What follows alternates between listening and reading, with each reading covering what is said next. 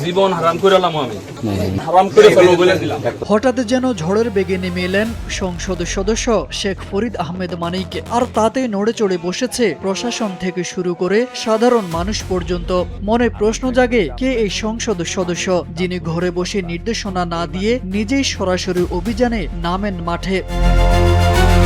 বিশৃঙ্খলার বিরুদ্ধে জিরো টলারেন্সে দেখিয়ে নিজের দলের কর্মীদেরও ছাড় দেননি এমপি মানিক। তুলে দিয়েছেন পুলিশের হাতে। জ্বালানি তেলের কৃত্রিম সংকট তৈরির অভিযানে গিয়ে হাতে নাতে ধরেছেন বাইকে তেল থাকা সত্ত্বেও তেল নিতে আসা একজনকে এবং অনিয়মকারীদের বিরুদ্ধে দিয়েছেন কঠোর হুঁশিয়ারি। খাদ্য গুদামে অনিয়মের অভিযোগে হঠাৎ হানা দিয়ে দায়িত্বশীলদের প্রশ্নমানে জর্জরিত করেছেন এই সংসদ সদস্য।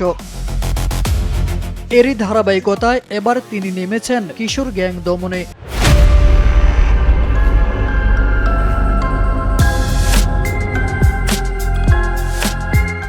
সরাসরি অভিযানে গিয়ে ঢু মেরেছেন সন্দেহভাজনদের বাসায়। না পেয়ে এলাকার মানুষের কাছে জানতে চেয়েছেন তাদের অবস্থান। যেন এক ফোন কলে মানুষের পাশে দাঁড়ানো একজন সক্রিয় জনপ্রতিনিধি চাঁদপুর ৩ আসনের সংসদ সদস্য শেখ ফরিদ আহমেদ মানিক।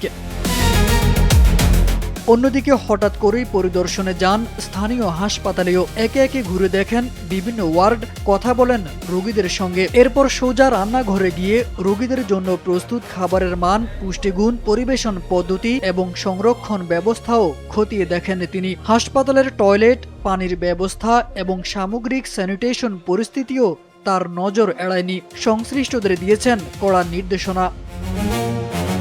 খাদ্য গুদামেও দেখা যায় একই দৃশ্য। হঠাৎ উপস্থিত হয়ে জানতে চান কেন গুদামের চাবি লেবার সর্দারের কাছে, কিভাবে তা অনিয়ন্ত্রিতভাবে ব্যবহার হচ্ছে। এসব প্রশ্নের মধ্য দিয়েই তিনি ইঙ্গিত দেন দায়িত্বে অবহেলা ও অনিয়মের গুরুতর চিত্রের দিকে। সব মিলিয়ে চাঁদপুর ৩ আসনে যেন এক অন্যরকম সক্রিয়তার নাম শেখ ফরিদ আহমেদ মানিক।